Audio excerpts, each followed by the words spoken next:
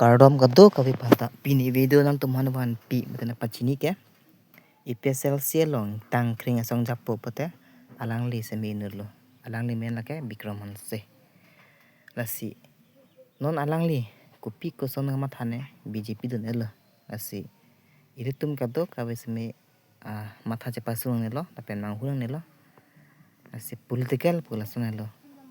ai lake hoga hoga lama than pui semi kali non lima thai ipsl sil pen bjp tumke chelang slap pilo tumke akai sike pisima thai semi kali ardo ke bang sab siwe